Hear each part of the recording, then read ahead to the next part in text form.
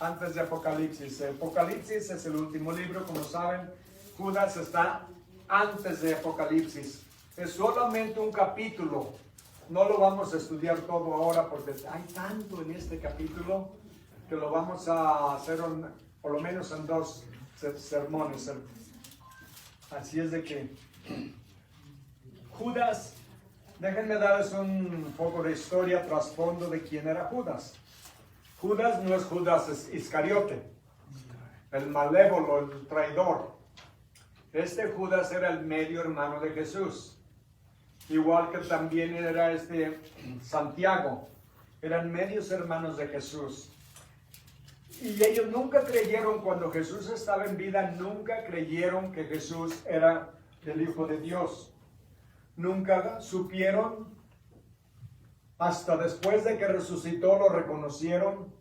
Imagínense haber crecido con Jesús, ser hermanas y hermanos de Jesús. Jesús nunca dijo una mentira. Jesús nunca exageró las cosas. Jesús nunca desobedeció a sus padres, su padre adoptivo, José, y a su madre. Nunca se peleó con sus hermanos, nunca le rompió la nariz a uno de ellos. Por lo menos no está escrito, ¿verdad? Imagínense haber vivido con alguien perfecto todos los días de su vida. Que no tenían que decirle, limpia tu cuarto, levanta tu plato. Haz lo que lo mandaban a hacer algo y lo hacía bien, y aparte de eso lo hacía de buena gana. Eso sería un milagro, ¿no creen? Solamente Jesús podía hacer eso. Todos nosotros creo que hemos sido refunfuñones, quejumbrosos, lamentándonos de lo que teníamos que hacer, ¿no es cierto? Pero Judas vino a creer que Jesús era verdaderamente el Hijo de Dios. Porque vamos a ver, déjenme comenzar. Miren el primer versículo. Judas, siervo de Jesucristo y hermano de Jacobo, a los llamados santificados en Dios Padre y guardados en Jesucristo. Misericordia y paz, amor sean multiplicados. Amados, por la gran solicitud que tenía de escribiros acerca de nuestra común salvación, me ha sido necesario escribiros exhortándoos que contendáis ardientemente por la fe que ha sido una vez dada a los santos. Porque algunos hombres han entrado encubiertamente, los que desde antes habían sido destinados para esta condenación, hombres impíos, que convierten en libertinaje la gracia de nuestro Dios y niegan a Dios el único soberano y a nuestro Señor Jesucristo. Mas quiero recordaros, ya que una vez lo habéis sabido, que el Señor, habiendo salvado al pueblo sacándolo de Egipto, después destruyó a los que no creyeron, y a los ángeles que no guardaron su dignidad, sino que abandonaron su propia morada, los ha guardado bajo oscuridad en prisiones eternas para el juicio del gran día. 7.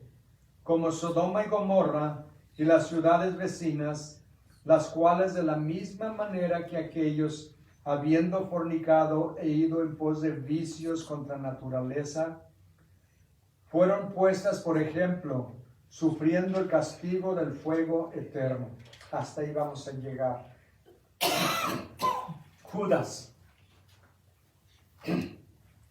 siervo de Jesucristo. ¿Saben la palabra que usa para siervo?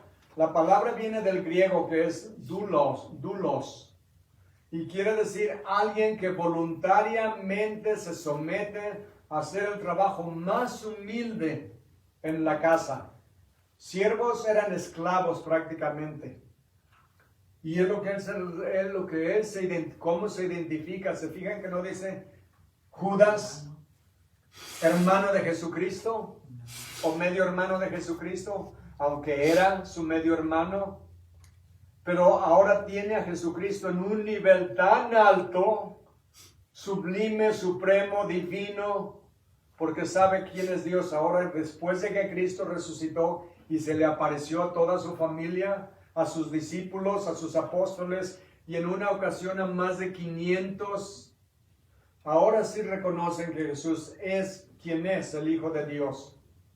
Por eso dice, siervo de Jesucristo y hermano de Jacobo. Ahora sí, a su hermano sí lo llama hermano, pero a Jesús no lo llamó hermano, lo llamó su Salvador realmente.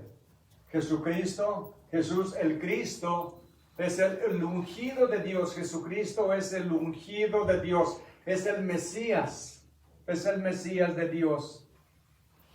Y miren lo que dice, a los llamados, santificados de Dios Padre y guardados en Jesucristo. La Biblia nos habla en varios lugares que Jesús tuvo más hermanos y hermanas. Si algunos de ustedes como yo crecieron en la Iglesia Católica, me imagino que todos, si no la gran mayoría, se nos ha dicho que María no tuvo más hijos, por eso le llaman Inmaculada, que fue toda su vida no pecó, que es corredentora, y eso es totalmente falso. María fue una gran mujer, una buena madre, pero ¿saben qué? Aún María necesitaba un Salvador. Aún María necesitaba un Salvador, porque solamente ha habido un ser humano en toda la historia de la humanidad que nunca pecó, y ese era Jesús. Porque ella misma en la Magnífica, en el Evangelio de Lucas, dice, mi Señor y mi Salvador. Ella necesitaba un Salvador tal y como nosotros. El problema no es ella, el problema es que le han puesto y le han dado títulos que no le corresponden. Déjenme llevarlos para enseñarles en la Biblia donde habla de los hermanos de Jesús, y están en varios libros. El primero está en Mateo 12:46. Mateo 12:46 al 50. Dice, mientras él aún hablaba a la gente, Jesús, he aquí su madre y sus hermanos estaban afuera y le querían hablar. Y le dijo uno, he aquí tu madre y tus hermanos están afuera y te quieren hablar. Respondiendo él al que le decía esto, dijo, ¿quién es mi madre y quiénes son mis hermanos? Y extendiendo su mano hacia sus discípulos, dijo, he aquí mi madre y mis hermanos, porque todo el que hace la voluntad de mi Padre que está en los cielos, ese es mi hermano y hermana y padre. Madre.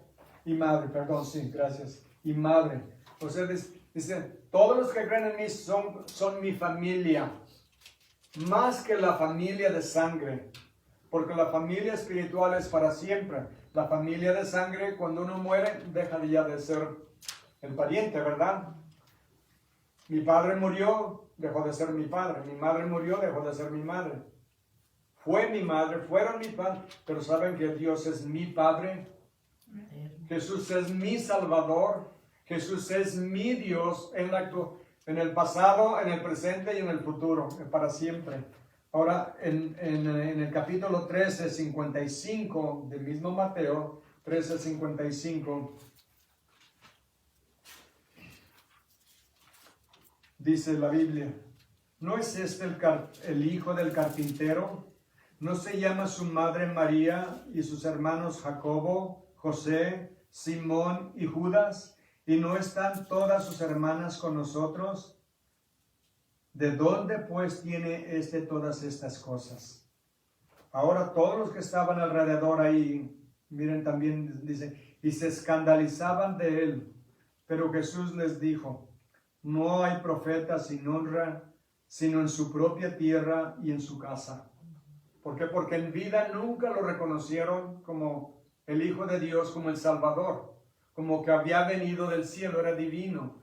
Pero aquí claramente nos enseña, y en otros lugares, en Lucas 8:19 menciona a los hermanos, en Juan 2:17, en el capítulo 7, versículo 3, en 1 Corintios 9:5, en Gálatas 1:9, es más, se los voy a leer esos, Gálatas 1:9.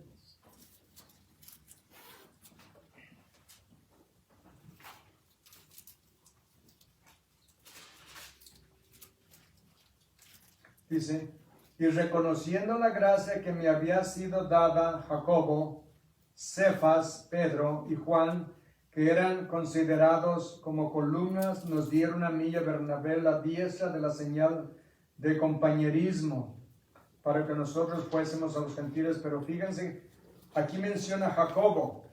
Él vino a ser uno de los pilares de la iglesia en Jerusalén después de la resurrección de Cristo. ¿Por qué? Porque él reconoció que Jesús era verdaderamente el Hijo de Dios.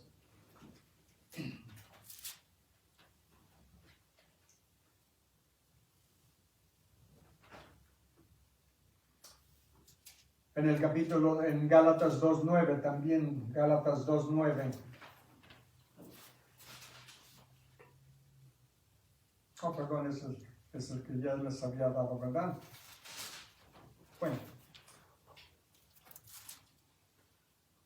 Miren lo que dice, que fuimos todos llamados. ¿Saben que nosotros, quién de ustedes estaba buscando a Dios cuando estaban perdidos? Ninguno, ¿verdad? Dios es el que nos estaba buscando a nosotros. Dios nos dio la fe para creer. Y una vez que creímos, nos bendice dándonos la salvación.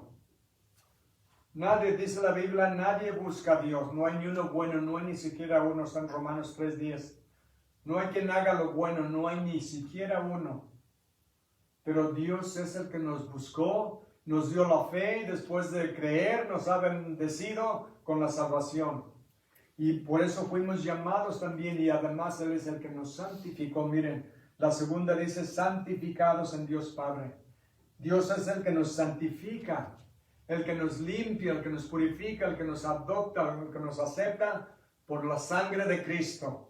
Cristo fue a la cruz en nuestro lugar para pagar por todos nuestros pecados, y ahora por eso Dios nos adopta, nos recibe como sus hijos, nos da el crédito que Cristo hizo.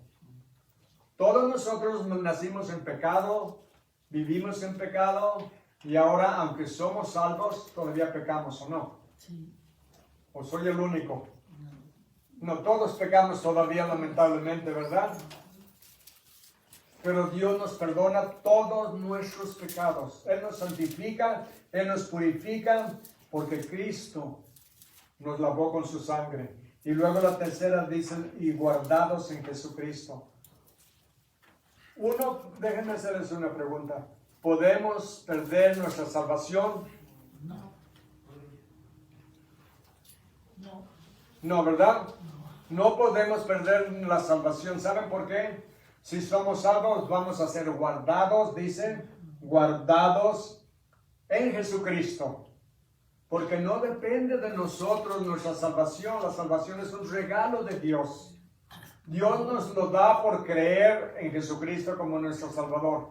Limpia todos nuestros pecados y aparte de eso, nos guarda, nos protege. Todo el que viene a Él, dijo yo, Jesús dijo, todo el que el Padre me dé vendrá a mí. Y todo el que venga a mí, yo no lo voy a rechazar. Y no voy a perder ninguno. Él es el que nos guarda, porque hagan de cuenta que estamos cayendo de un techo, de una azotea, ¿verdad? Y nos agarramos de alguien. Pero no nos podemos levantar. Eventualmente, después de 5 minutos, 10 minutos, 15 minutos, no creo que aguantemos tanto, ¿verdad? Ya no vamos a tener las fuerzas para sostenernos y vamos a caer. Pero ¿qué tal si el que está arriba es el que nos agarra? Y el que nos agarra es Dios. ¿Nos podremos soltar de su mano? Jamás. Porque Él no va a perder a ninguno. Estamos seguros en las manos del Todopoderoso. El que creó los cielos y la tierra no podrá guardarnos en la fe. Ahora, si somos... Dicen, bueno, pero ¿qué tal los que se alejan y nunca vuelven ya a la iglesia? Es que nunca fueron salvos realmente. Porque los que son salvos van a perseverar, van a continuar. ¿Recuerdan? Todos saben la historia del hijo pródigo. ¿Qué es lo que hizo? Le pidió la herencia a su papá cuando estaba en vida. No quiso esperarse hasta que su papá muriera para recibir la herencia. Dijo, hey papá, dame lo que me toca y ya nos vemos, arrivederci. Me voy a vivir la vida, a gozar la vida. Y es lo que hizo, se fue, pero eventualmente terminó alimentando cerdos Y los cerdos es un animal impuro para los judíos. Y no le daba ni la comida de los puercos. Dijo, voy a regresar con mi padre y le voy a decir, ya no soy digno de ser llamado tu hijo. Lo único que quería es que el papá le diera trabajo porque estaba muriendo de hambre. Pero ¿qué hizo el papá cuando lo vio? Corrió, lo abrazó, lo besó, lo recibió, ¿verdad? Y le dijo, póngale anillo, póngale una vestidura nueva, póngale calzado nuevo, porque este hijo mío estaba muerto y ahora vive. Nunca dejó de ser hijo. Aunque se alejó, cuando volvió, siguió siendo el hijo. Y el padre lo puso como su hijo que era. Y es lo que hace con nosotros. Él es el que nos mantiene, el que nos guarda, el que nos protege. Vayan conmigo a la segunda de Pedro, a la carta segunda de Pedro capítulo 2. Segunda de Pedro 2.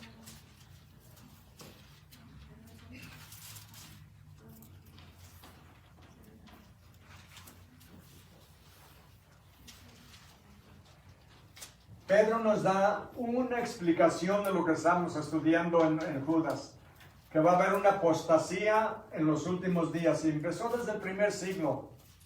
Saben que el diablo quiso destruir la iglesia, pero como no pudo, ¿saben lo que hizo? Infiltró la iglesia y empezó a hacer daño por dentro, trayendo falsos maestros, falsos profetas, falsos pastores, y empezó a corromper la iglesia por dentro. Y eso ha seguido a través de la historia de la iglesia. Siempre ha habido falsos profetas, falsos maestros, falsos pastores y falsos sacerdotes. Por eso, ¿saben cómo podemos protegernos de las mentiras de los falsos maestros? Conociendo la Biblia. Si conocemos la palabra de Dios, no nos van a poder engañar, porque en cuanto oigamos algo que no concuerda con las escrituras, vamos a decir, eso no es verdad. Eso está contra la palabra de Dios, está contra la Biblia. Y es lo que el Judas nos está diciendo, que debemos de contender, de defender nuestra fe, de pelear por nuestra fe. ¿Saben qué es lo más valioso que tienen? Lo más valioso que tenemos en esta vida es nuestra fe en Jesucristo. La palabra de Dios es un regalo que Él nos da. Pero nosotros tenemos que pelear, conocer nuestra fe y defenderla. Miren lo que dice Pedro en capítulo 2 de la carta segunda de Pedro. Pero hubo también falsos profetas entre el pueblo, como habrá entre vosotros falsos maestros, que introducirán encubiertamente herejías destructoras, y aún negarán al Señor que los rescató, atrayendo sobre sí destrucción perpetua, repentina. Y muchos seguirán sus disoluciones, por causa de las cuales el camino de la verdad será blasfemado. Y por avaricia harán mercadería de vosotros con palabras fingidas. Sobre los tales ya de largo tiempo la condenación no se tarda, y su perdición no se duerme. ¿Se dan cuenta? Ya existían en ese tiempo. Fue más o menos por el año 60 del primer siglo cuando Pedro escribió esta carta. Ya para entonces habían venido los falsos profetas, los falsos maestros, a traer sus doctrinas falsas, a engañar a la gente. Versículo 4, miren ahora lo que va a suceder. Porque si Dios no perdonó a los ángeles que pecaron, sino que arrojándolos al infierno los entregó a prisiones de oscuridad para ser reservados al juicio. La carta de Pedro y Judas son muy, muy parecidas. Dice, si no perdonó al mundo antiguo, sino que guardó a Noé, pregonero de justicia, con otras 7 personas, trayendo el diluvio sobre el mundo de los impíos. ¿Saben lo que sucedió? En Génesis capítulo 6, habla de los hijos de Dios. Bueno, vamos ahí. Génesis capítulo 6. Ya que me lo pidieron. Aconteció que cuando comenzaron los hombres a multiplicarse sobre la faz de la tierra, y les nacieron hijas, que viendo los hijos de Dios, ahora los hijos de Dios se refiere a ángeles caídos, a demonios, pero estos son demonios. Dice, Viendo que los hijos de Dios, que las hijas de los hombres eran hermosas, tomaron para sí mujeres, escogiendo entre todas. Y dijo Jehová: no contenderá mi espíritu con el hombre para siempre, porque ciertamente él es carne, mas serán sus días 120 años. Y había gigantes en la tierra en aquellos días, y también después que se llegaron los hijos de Dios a las hijas de los hombres, y les engendraron hijos. Estos fueron los valientes que desde la antigüedad fueron varones de renombre. Y vio Jehová que la maldad de los hombres era mucha en la tierra, y que todo designio de los pensamientos del corazón de ellos era de continuo solamente el mal. ¿Se fijaron en la última frase? De continuo, solamente el mal. Había tanta maldad. ¿Qué sucede? Imagínense nada más cuando un demonio posee a un hombre. ¿Qué es lo que va a hacer? La voluntad del demonio que lo poseyó. Y había tanta maldad en la tierra que Dios destruyó toda la humanidad y solo salvó a Noé y su familia. ¿Por qué? Porque los demonios se metieron con las hijas de los hombres. Pero que los demonios no son espíritus, sí. Hay dos versiones, una de dos: o pueden reflejarse o identificarse físicamente como hombres, o pueden poseer a hombres humanos. ¿Saben por qué sabemos que es posible? Porque cuando Dios mandó a los ángeles a Sodoma y a Gomorra, ellos vinieron en una forma física. Uno de ellos era el ángel de Jehová y comió con Abraham. Y los ángeles fueron a la ciudad de Sodoma y a Gomorra y las ciudades que estaban alrededor. Y sabemos la historia. Trataron de violar a los ángeles. Trataron de tumbar la puerta para entrar y para violarlos. Y Dios, por eso había tanta maldad en el mundo en ese tiempo, que Dios destruyó a toda la humanidad. Es de lo que nos habla Pedro también. Dice: porque si Dios no perdonó a los ángeles que pecaron, sino que arrojándolos al infierno los entregó a prisiones de oscuridad para ser reservados al juicio. Hay demonios que son tan malos, tan perversos, tan diabólicos, que Dios nos tiene encadenados en el tártaro, le llaman, en el fondo del abismo. Y están destinados a ser juzgados y arrojados al lago de fuego por toda la eternidad. Ahora déjenme decirles, acabamos de terminar el libro de Apocalipsis, ¿verdad? Y en el libro de Apocalipsis nos dice que un ángel, un demonio, va a abrir la puerta del abismo y va a dejar salir infinidad de demonios en forma de langostas que van a torturar a la humanidad. Dios va a permitir que salgan por un poco tiempo, porque Dios, saben, es soberano sobre el demonio y sobre toda su creación. Dios controla todo. ¿Saben lo que sucede? ¿Por qué hay tanta maldad en el mundo? Dicen, si Dios es bueno, ¿por qué hay tanto dolor, tanta enfermedad, tanta maldad en el mundo? ¿Por qué los malos abusan de los inocentes? Si Dios es todopoderoso, ¿por qué no lo previene? ¿No les han dicho eso o lo han pensado ustedes? Sí, todo lo hemos pensado, ¿verdad? O nos han dicho. Dios es soberano y puede pararlo, pero nos ha dado libre albedrío a los seres humanos. Y nosotros decidimos si hacemos el bien o hacemos el mal. Ahora, Dios todavía, a pesar de que nos da libre albedrío, es soberano y Él puede cambiar nuestras decisiones cuando a Él le place. Lo hizo con Saulo de Tarso, ¿verdad? Saulo de Tarso andaba persiguiendo a la iglesia, encadenando, aprisionando y matando cristianos. Y Dios, Jesús, lo instantáneamente lo cegó, lo tumbó y lo cambió.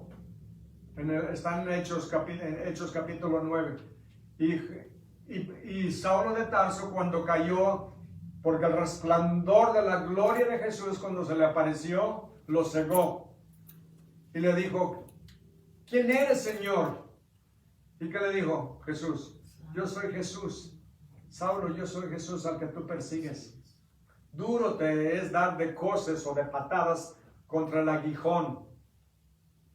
Dios lo cambió instantáneamente sin que Saulo decidiera recibir a Cristo como su Salvador. ¿Por qué lo cambió? Porque Dios es soberano y puede hacer lo que Él quiere.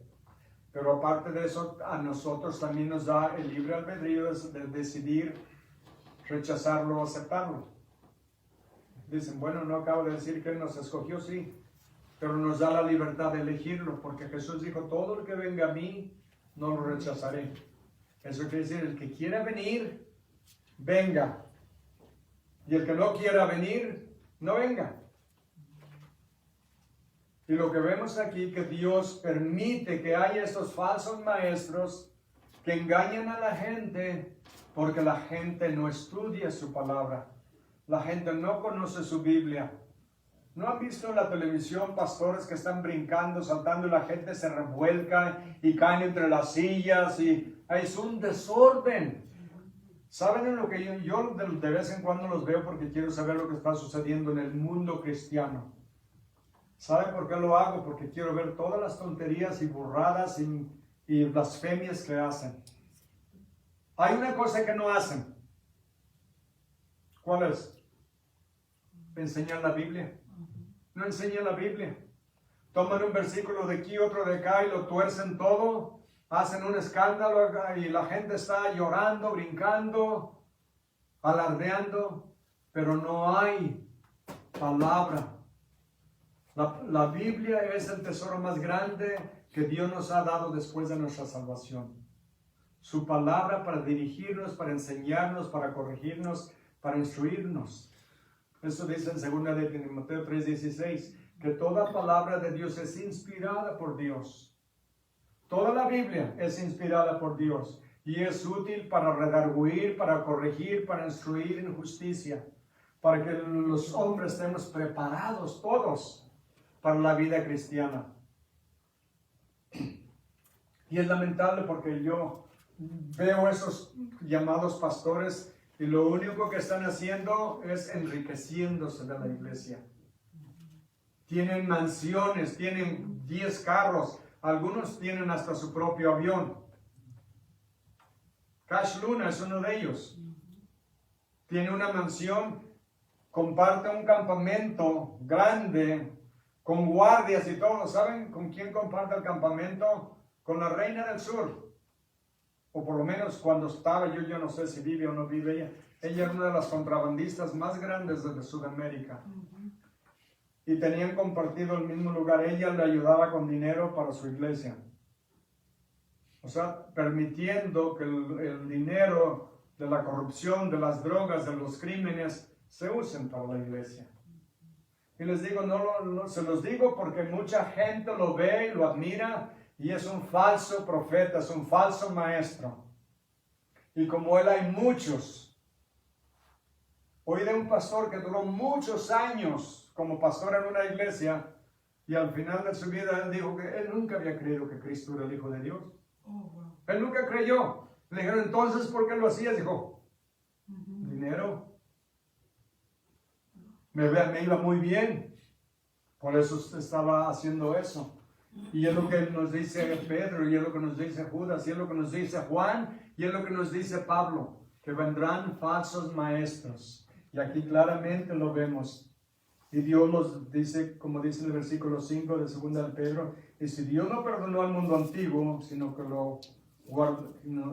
guardó a Noé, dice que Dios lo va a destruir. Y destruir las ciudades de Sodoma y Gomorra por tanta maldad, por tanta perversión, reduciéndolas a ceniza y poniéndolas de ejemplo a los que habían de vivir impíamente. Y libró al justo Lot, abrumado por la nefanda o corrupta conducta de los malvados. Volvamos de nuevo a Judas y vemos que Pedro nos da y si leen todo el capítulo 2 de Pedro, se van a dar cuenta que está hablando exactamente de lo que está hablando Judas también. Ahora regresemos al versículo 3, versículo 2, dice, misericordia, paz y amor os sean multiplicados.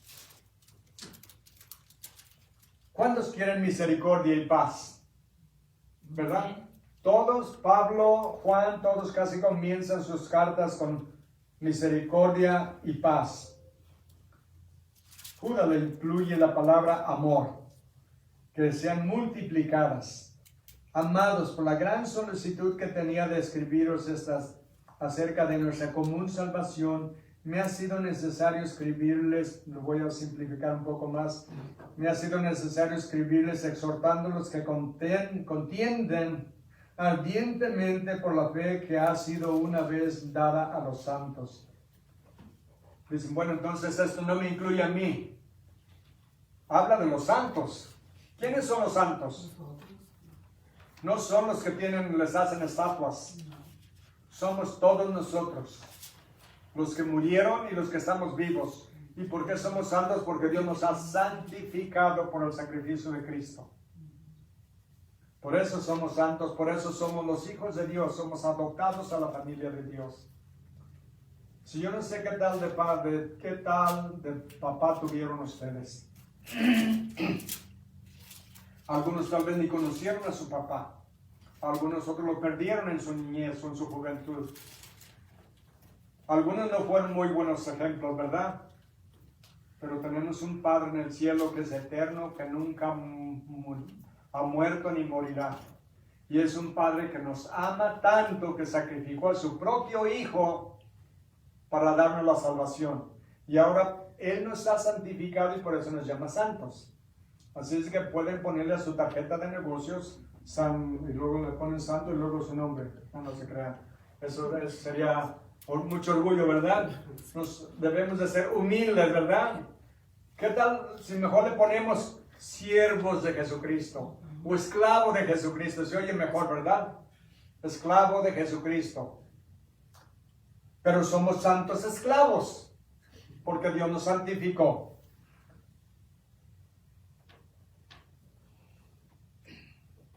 Versículo 4. Porque algunos hombres han entrado encubiertamente, los que desde antes habían sido destinados para esta condenación. Hombres impíos, ¿se dan cuenta que todos los que traen doctrinas falsas, dice aquí que van a ser condenados? Dice, han sido destinados para esta condenación hombres impíos, que convierten en libertinaje la gracia de nuestro Dios y niegan a Dios, el único soberano y nuestro Señor Jesucristo. Estos hombres impíos convierten en libertinaje la gracia de nuestro Dios. Déjenme explicarles lo que significa. Hay una palabra bien grandota que se llama antinomianismo. Se me caramba, cuando nunca lo había oído. Antinomianismo, que quiere decir que el alma es buena y el cuerpo es malo. Y el alma está encadenada, aprisionada dentro de un cuerpo malo. Entonces dicen, lo único que vale es el alma. El cuerpo no tiene ningún valor. Entonces con el cuerpo pueden pecar todo lo que quieran. Pero eso es lo que nos enseña la Biblia. No dice que debemos llevar una vida que seamos castos y limpios, sin mancha. Pero es lo que enseñaban los falsos maestros. Que como el cuerpo es malo, podían emborracharse, podían hacer todo tipo de pecados de la carne. Eso estaban enseñando en las iglesias. Aparte de eso, decían que Cristo no tenía un cuerpo físico, que su cuerpo simplemente era un cuerpo espiritual, pero aparentemente parecía físico. Pero pensemos en esta cosa, que Jesús no fue crucificado en una cruz. No se puede crucificar un espíritu. Solamente alguien físico, con un cuerpo físico. Si Cristo no hubiera muerto en la cruz, que hubiera sido crucificado, que le pusieron una corona de espinas, que lo bofetearon, le arrancaron la barba, le escupieron su cara y finalmente lo clavaron en la cruz. Si no hubiera muerto físicamente, no hubiera resucitado físicamente, ¿verdad? Eso es lo que enseñaban. Si Cristo no hubiera muerto en la cruz, nosotros estuviéramos muertos en delitos y pecados todavía. Todos iríamos al infierno. Son las falsas doctrinas. Ahora hay otra palabra, otra doctrina falsa que traían, era el gnosticismo. Gnosticismo quiere decir conocimiento. Que solamente hay un cierto grupo de privilegiados que ellos tienen los secretos que todo el mundo necesita saber, pero no se los dan a todos. Y solo los que tienen ese conocimiento se van a salvar, como los testigos de Jehová. ¿Cuántos dicen que se van a ir al cielo? ¿Cuántos creen que van a ir al cielo? Ya están en el cielo. 144,000. 144,000. ¿Por qué? Porque dicen que son los elegidos, pero todos son testigos de Jehová. Lo que yo les he preguntado cuando me han venido a tocar mi puerta, les pregunto, dígame si todos los testigos de Jehová eran judíos. Y me dicen, no eran judíos. Digo, entonces usted la está mintiendo. Dice, ¿por qué estoy mintiendo? Dije, porque abra la Biblia, el capítulo 7 de Apocalipsis. Y si no está contento con ese, vaya al capítulo 14 de Apocalipsis y léame los nombres. Y uno de ellos empezó a leer los 12,000 de la tribu de Judá, 12,000 de la tribu de Benjamín, 12,000 de la tribu de Neftalí. Dijo, óigame, todos estos son tribus judías. Y usted me dice que los testigos de Jehová son los 144,000. Usted me está mintiendo. Y saben que luego se quieren ir. Inmediatamente se quieren ir. Y yo les digo, oiga, wait a minute, güero. Digo, espérenme un poquito más. Ustedes tienen profetas en su religión. Oh, sí. Y hablan la palabra de Dios. Oh, claro que sí. Oiga, entonces, ¿por qué predijeron el fin del mundo en el año 1880 y tantos, en el año 1914, 1917, 1924, 1940 y tantos? Y no sucedió. No eran profetas. Dije, pues que no eran profetas. Dije, bueno, sí, dije, pero ya no están con nosotros. Dije, wait a minute. En Deuteronomio capítulo 18 dice que si alguien habla en el nombre del Señor y no sucede lo que profetizó, que lo maten. Ustedes los mataron y es cuando salen corriendo ahora sí. ¿Por qué? Porque son todas falsas doctrinas que traen y engañan a la gente. Vienen y le dicen, ¿quieren que le hagamos un estudio bíblico en su casa? Venimos a su casa, le abrimos las escrituras, pero el problema es que traen una Biblia bien tergiversada, una Biblia bien cambiada. Le han hecho más de 1,000 cambios a la Biblia. Entonces, cuando la explican, la tuercen. Y lo que explican no está de acuerdo a la palabra de Dios. Yo con lo que les he preguntado, una vez vino uno, le dije, oiga, ustedes usaban el King James, eran americanos, usaban el King James, ¿por qué ya no lo usan? Deje su Biblia a un lado y vamos usando el King James y explíqueme lo que le voy a decir. Nunca quieren. Es lo que les digo, hay muchos falsos maestros, falsos profetas que están engañando a la gente y si uno no sabe, inmediatamente lo engañan. Porque todo lo tuercen, el diablo les ayuda a hacer eso. Y es lo que dice aquí, que estos que convierten en libertinaje la gracia de Dios, está en versículo 4 todavía, la gracia de Dios, y niegan a Dios, el único soberano, y a nuestro Señor Jesucristo. Ellos dicen que Jesús no es hijo de Dios, que Jesús no es Dios. Los mormones hacen lo mismo. Dicen que Jesús era el arcángel Miguel, una creación de Dios. Aparte de eso, dicen que uno puede llegar a ser Dios.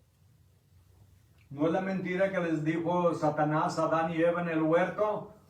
Seréis como Dios, sabiendo el bien y el mal. Ellos dicen que Jesús era una creación de Dios, pero ahora es Dios. Y tienen una frase que dice como Jesús era como nosotros. Y ahora nosotros podemos ser como Él. Como Él es, ustedes serán también. Él es Dios. Ok, ahora lo que van a hacer cuando mueran los hombres, escúchenme esto por favor.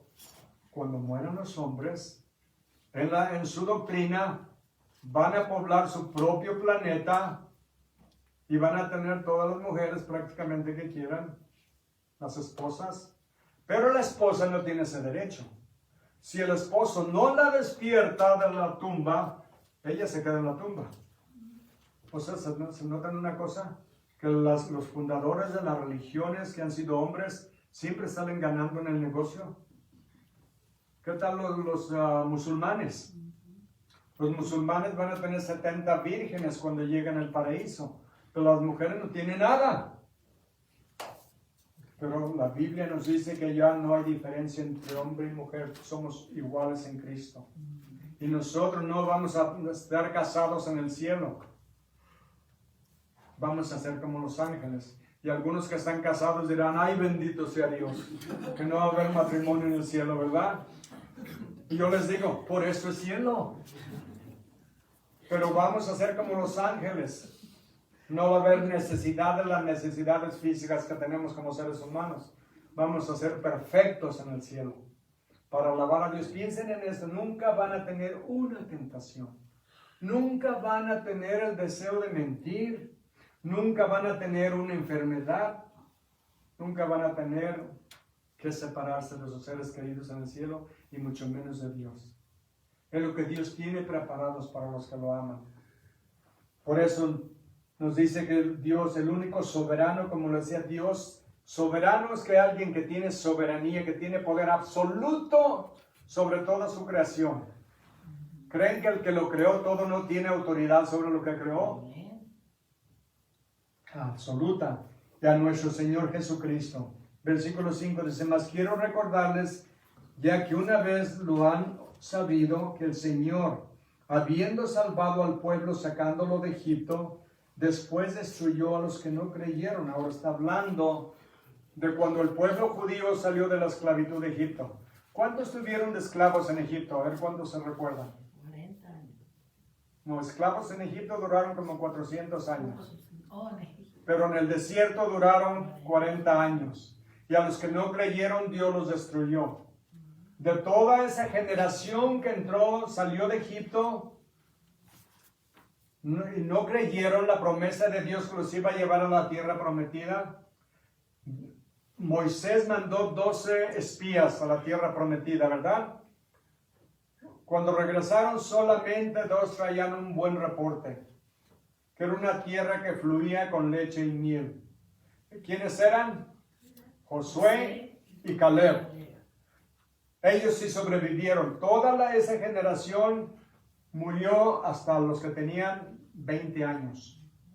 Solo los que tenían 20 años para abajo entraron a la tierra prometida. ¿Por qué? Porque no creyeron en Dios.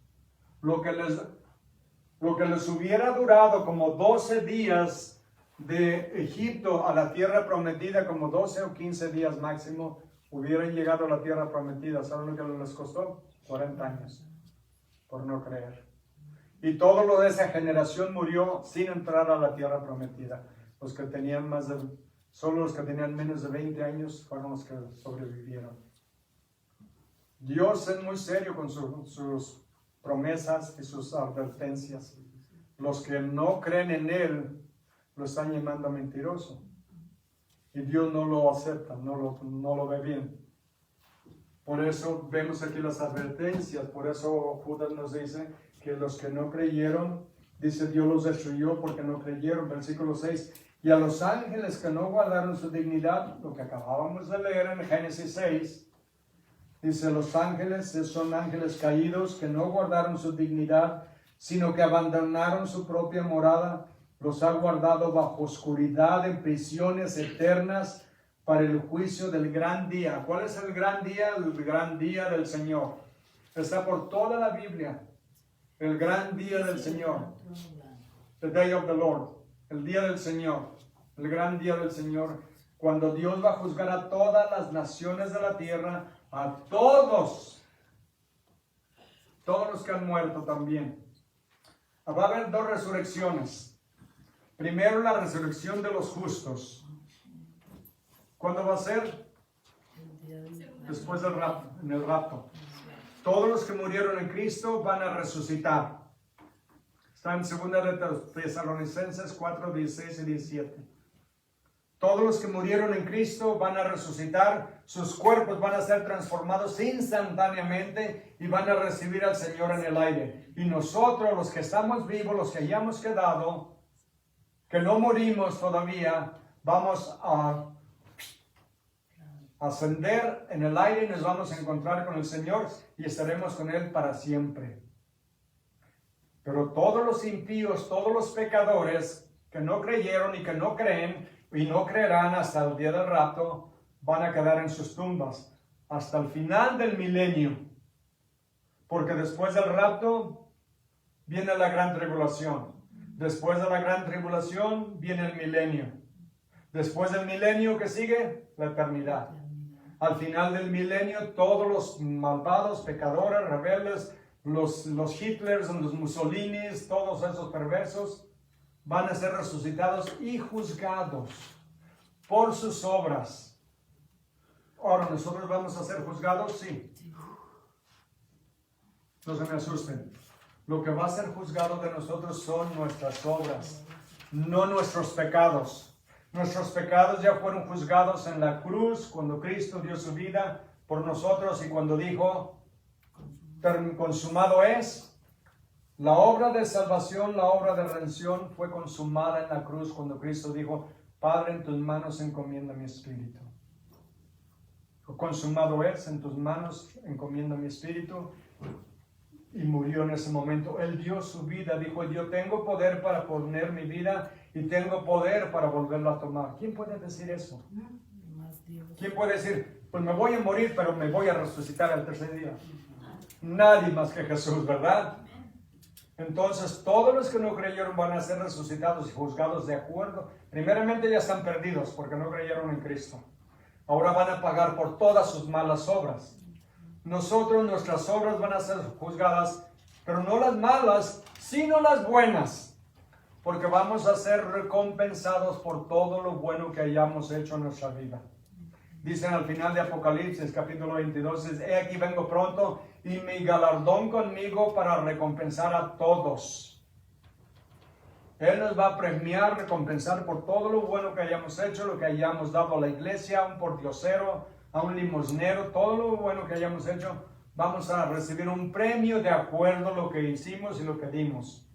Y no lo digo por dinero, porque ya vieron, no pasamos una charola ni una bandeja, ¿verdad? Tenemos la caja ahí atrás, el que quiere poner, que ponga lo que quiera, cuando quiera, es en cada quien entre ellos, entre ustedes y Dios. Amén. Entre ustedes y Dios. Hay muchas iglesias que siempre están pidiendo dinero y si no es suficiente vuelven a pedir. Aquí no pedimos. Es cada quien entre ellos y el Señor. Me recuerdo una vez estaba en misa y traían unas canastas así y las pasaron y llegaron, las pusieron y dijo el padre, aunque no le debemos de llamar padre porque dice la Biblia solo tenemos un padre, Dios. El sacerdote dijo, eso no es suficiente, pásenla otra vez. La volvieron a pasar y la trajeron y dijo, no es suficiente, pásenla otra vez. La pasaron 3 veces, dijo, y no quiero oír ruido, o sea, de monedas, que eran billetes. 3 veces pasaron las canastas. Y cuando veo en televisión cuando están pidiendo dinero, inmediatamente como digo, lo rechazo. Porque Dios no es un pordiosero ni es un limosnero. Dios no necesita de nosotros, no necesita nada de nosotros. Pero nos permite que seamos parte de lo que Él está haciendo. Y como en el Antiguo Testamento los judíos daban su diezmo, aquí nosotros personalmente damos nuestro diezmo y el que quiera darlos entre ustedes y Dios. Pero yo nunca pido, necesitamos dinero para esto, necesitamos dinero para aquello. Yo les he dicho antes, las puertas están abiertas gracias a su generosidad. Cuando ya no podamos pagar los biles, cerramos la puerta, pero yo no voy a pedir dinero. Porque Dios no es deudor de nadie, dice. Dios provee más de lo que necesitamos. Todos estamos bendecidos, ¿verdad? Y Dios provee. ¿Cómo pudimos pagar este edificio en 7 años en una iglesia pequeña? Piensen en eso. Por la gracia de Dios y por su generosidad. En 7 años. Yo cuando me preguntan, ¿cuánto pagas de renta? Digo, no pagamos rentas de nosotros. ¿Lo compraron? Sí. ¿Y cuánto deben? Nada. ¿Qué? Pues ¿cuánta gente tienes? Pues, poquitos realmente. Pues piensen que tenemos 2 o 3,000 personas o 1,500, qué sé yo. Digo, no somos muchos, pero ya lo pagamos por la gracia de Dios. ¿Por qué? Porque Dios es generoso. Cuando uno es generoso con Él, Él es generoso con nosotros. Él no es deudor de nadie, nos dice la Biblia. Entonces por eso podemos confiar en Él completamente. Completamente. Dice, los ángeles que no guardaron su dignidad, sino que abandonaron su propia morada, los ha guardado bajo oscuridad en prisiones eternas para el juicio del gran día, como Sodoma y Gomorra y las ciudades vecinas, las cuales de la misma manera que aquellos, habiendo fornicado e ido en pos de vicios contra naturaleza, fueron puestas por ejemplo, sufriendo el castigo del fuego eterno. Y como les decía, la ciudad había caído en tanta corrupción. Saben que todo imperio que ha existido, incluyendo uno de los últimos, Roma, era el imperio más poderoso de la tierra. Primeramente, un imperio tiene hambre, tiene ganas de salir del hoyo. Trabajan duro, se esfuerzan, se superan, Dios los bendice. Llegan a la cumbre. Y luego hay muchos flojos que no quieren trabajar, el gobierno les da para que no trabajen. Cualquier excusa, el gobierno les da. Tienen todo tipo de beneficios, no tienen que decir, no tienen que ir a trabajar. Y luego entra la opulencia, la abundancia, y de ahí entra la corrupción, de ahí entra todo el pecado. Y todos los imperios prácticamente se han desvanecido por dentro, se han podido, por tanta homosexualidad, por tanta perversión. Los imperios han caído. Y luego se levanta otro imperio, y de la misma manera todos, prácticamente. ¿Cómo están las leyes ahorita en este país? ¿Saben que están pasando leyes que los padres ya no van a tener derechos sobre sus hijos menores?